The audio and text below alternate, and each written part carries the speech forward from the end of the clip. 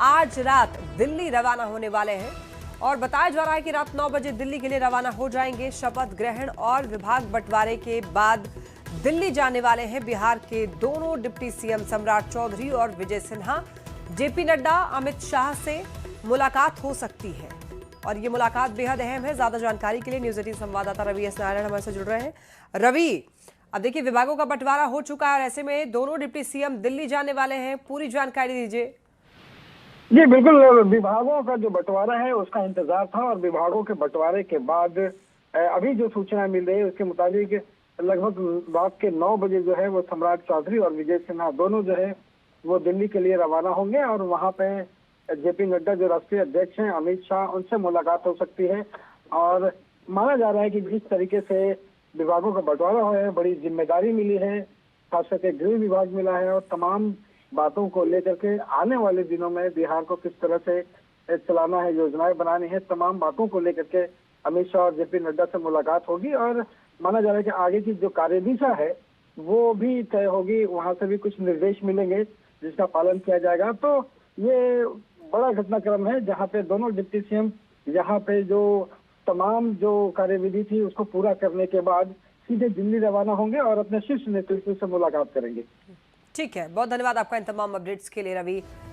तो देखिए बड़ी खबर, मदन सहनी ने ग्रहण किया पदभार। पटना से इस वक्त की बड़ी खबर मिल रही है, आपको बताते चले। समाज कल्याण विभाग का पदभार मदन सहनी ने संभाला है।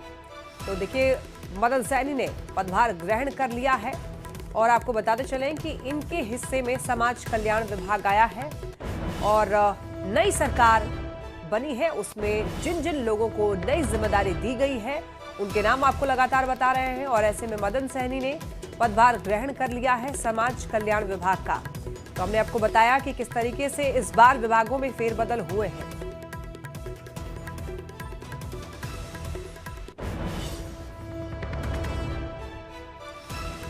तस्वीरें आप ये देख रहे हैं कि मदन सहनी, लाइव तस्वीरें आप देख पा रहे हैं पटना से इस वक्त की ये बड़ी खबर, बड़ा अपडेट। और देखिए तस्वीरों में आप देखिएगा मदन सहनी जो कि दिखाई दे रहे हैं। मदन सहनी ने पदभार ग्रहण कर लिया है और इनके हिस्से में समाज कल्याण विभाग आया है। ये देखिए दफ्तर की ही ये तस्वीर जहां पर उनको सभी लोग बधाई दे रहे हैं, बुके देकर के उनको बधाई देने वालों का तांता लगा हुआ है।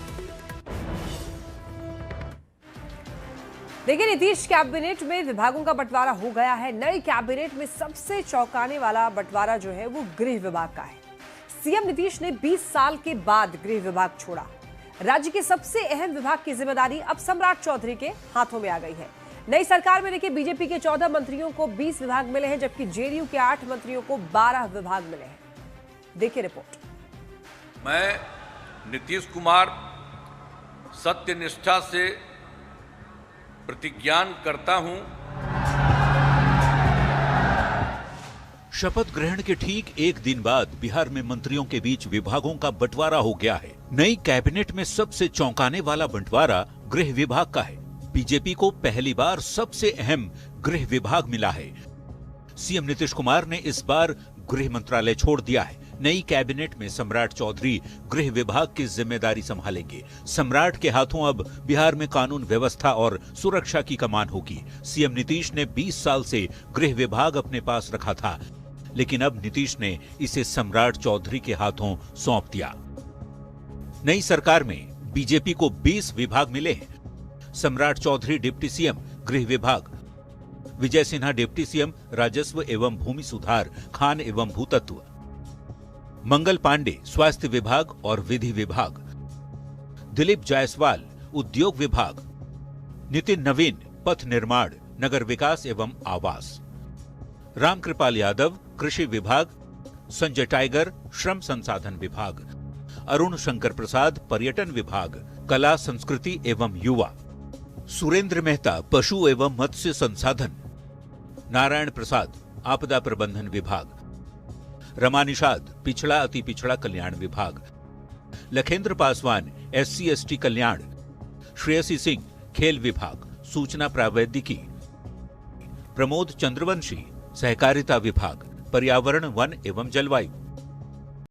नई कैबिनेट में जेडीयू को 20 विभाग मिले हैं। विजय चौधरी जल संसाधन भवन निर्माण विभाग, विजेंद्र यादव ऊर्जा विभाग, वित्त विभाग, वाणिज्य कर, श्रवण कुमार ग्रामीण विकास, परिवहन विभाग, सुनील कुमार शिक्षा विभाग, अशोक चौधरी ग्रामीण कार्य, लेशी सिंह खाद्य एवं उपभोक्ता संरक्षण, मदन सहनी समाज कल्याण, मोहम्मद जमा खान अल्पसंख्यक कल्याण। नई कैबिनेट में चिराग पासवान की एलजेपीआरबी को 2 विभाग मिली। संजय कुमार पासवान गन्ना उद्योग विभाग के मंत्री बनाए गए। संजय कुमार सिंह लोक स्वास्थ्य अभियंत्रण विभाग के मंत्री बनाए गए हैं।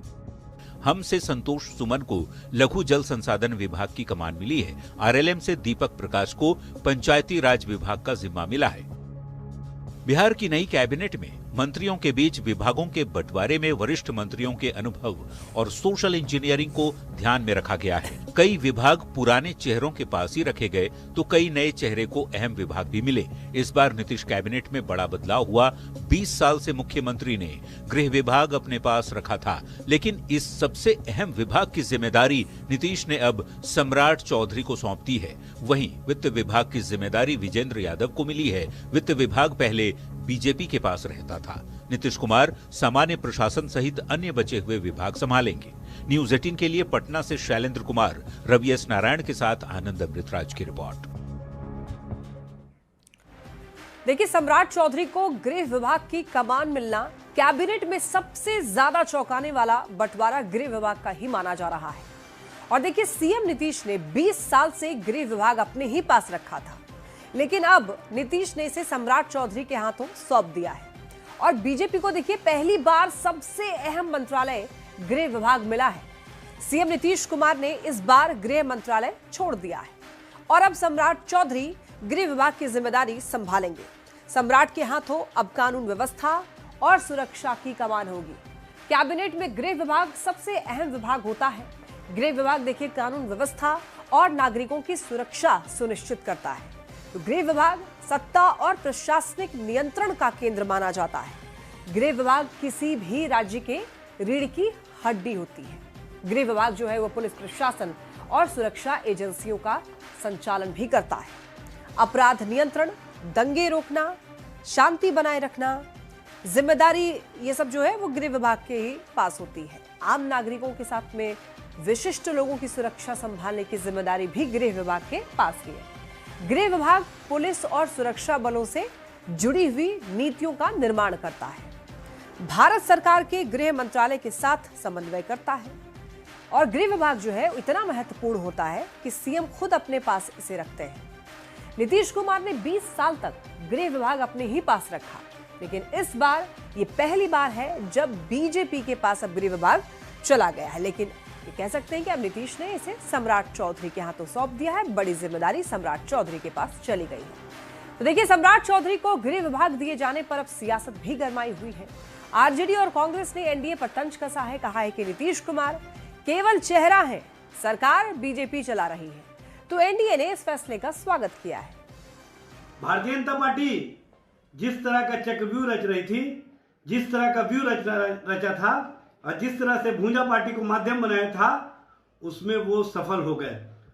हम लोग पहले ही से कह रहे थे कि सिर्फ और सिर्फ नीतीश कुमार इस बार चेहरा रहेंगे और सारा खेल भारतीय जनता पार्टी उनके चेहरे को सामने रख करके खेलने का कार्य करेगी।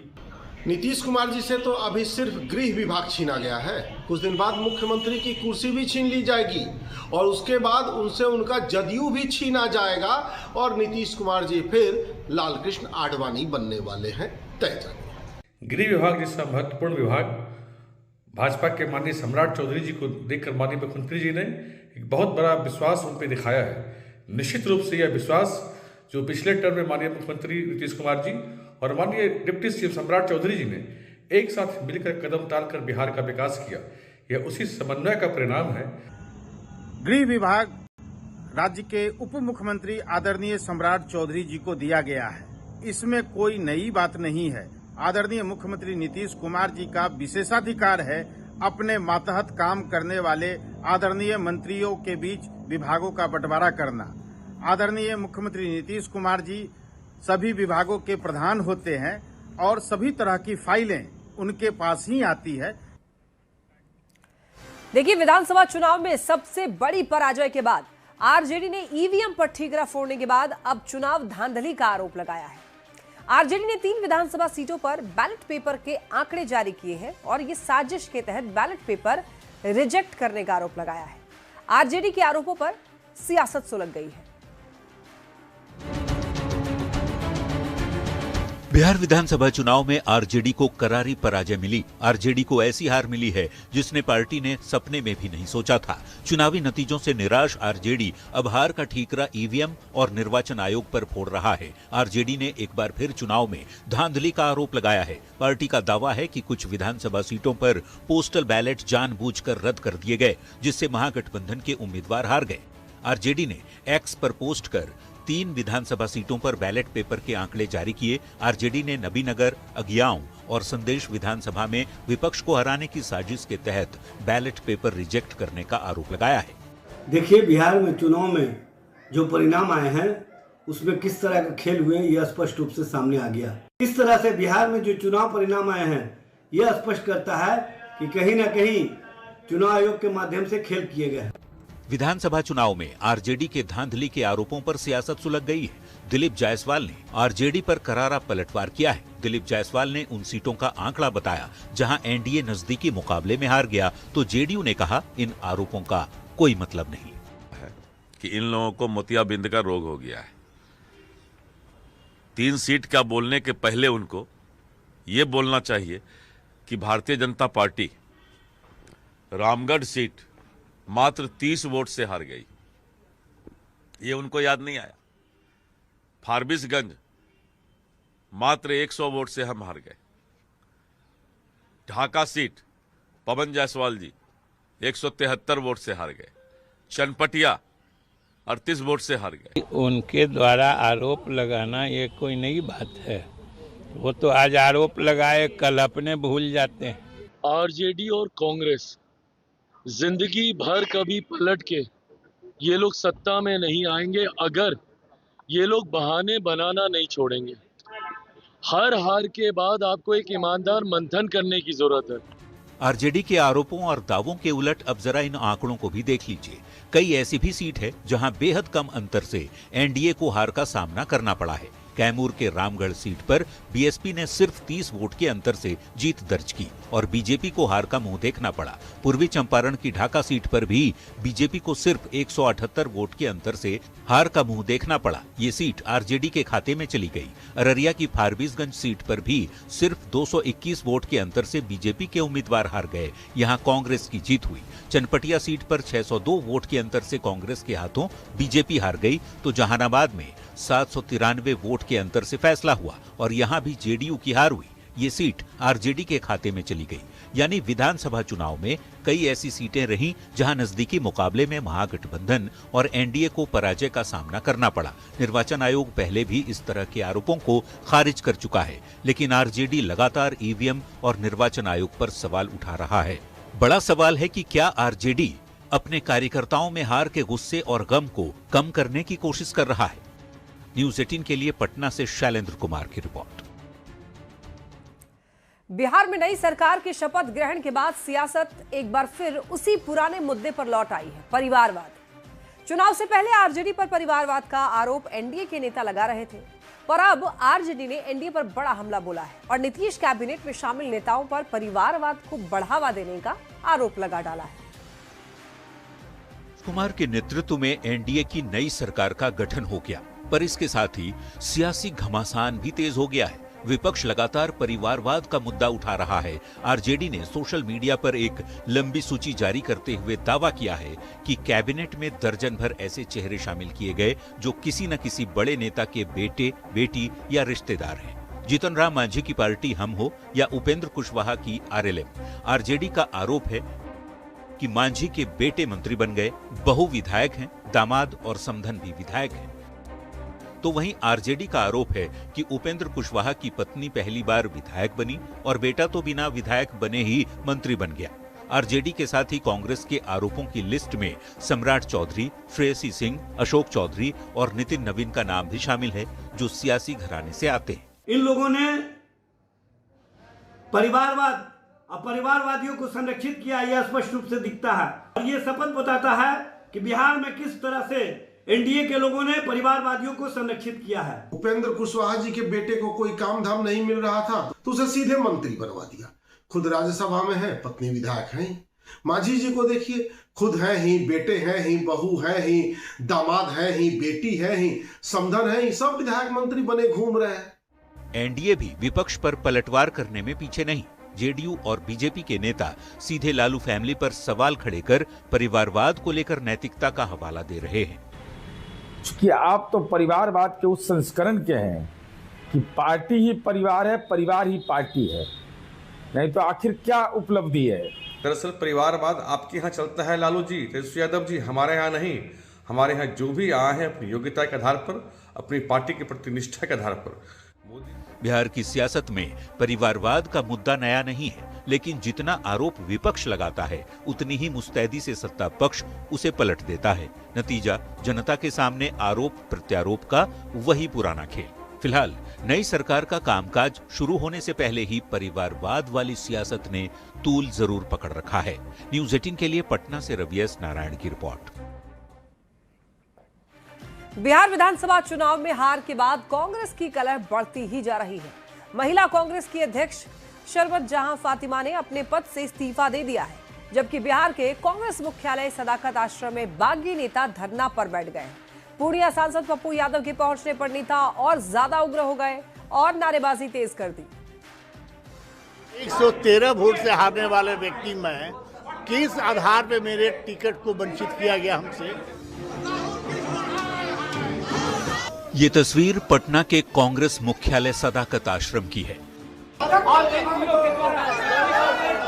कुछ भी नहीं है पप्पू यादव जी, ये लोग मिली भगत करके मेरा टिकट को काटा।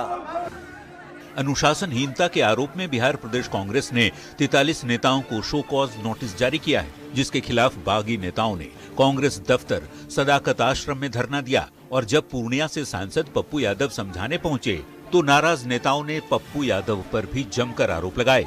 अपनी गलतियों को छिपाने के लिए जो कांग्रेस के समर्पित कार्यकर्ता उनको नोटिस दे रहे हैं, उनको कांग्रेस में रहने का कोई अधिकार नहीं है, चाहे वो कृष्णा अल्लाह बरू हो, चाहे वो राजेश राम हो, ये तीनों सचिव। मौके पर काफी देर तक हंगामा होता रहा। नाराज नेताओं ने पप्पू यादव पर भी जमकर आरोप लगाए। बाद में नाराज नेताओं के विरोध पर पप्पू यादव ने भी प्रतिक्रिया दी और कहा कि वे ऐसे लोगों का जवाब नहीं देते। हाथी चले बाजार कुत्ता भूखे आए, ऊंट बैठियो जाए तो गधा से ऊंचा होता है, आकाश पे थूक फेंकने से कुछ नहीं होता। बिहार चुनाव में करारी हार के बाद कांग्रेस का कलह अब पूरी तरह सार्वजनिक हो चुका है और धरना प्रदर्शन के साथ ही अब बात इस्तीफे तक पहुंच गई है। बिहार महिला कांग्रेस की अध्यक्ष शरबत जहां फातिमा ने अपने पद से इस्तीफा दे दिया है, क्योंकि हमें नहीं लगता है कि हमें पद पे बने रहने का कोई औचित्य है जब हम महिलाओं की लड़ाई लड़ रहे हैं और अपनी ही पार्टी के अंदर हम महिलाओं को इंसाफ नहीं दिला पा रहे हैं। कांग्रेस प्रदेश अध्यक्ष राजेश कुमार ने नाराज नेताओं को नसीहत देते हुए कहा कि किसी तरह का विरोध पार्टी फोरम पर होना चाहिए, सार्वजनिक मंच पर नहीं।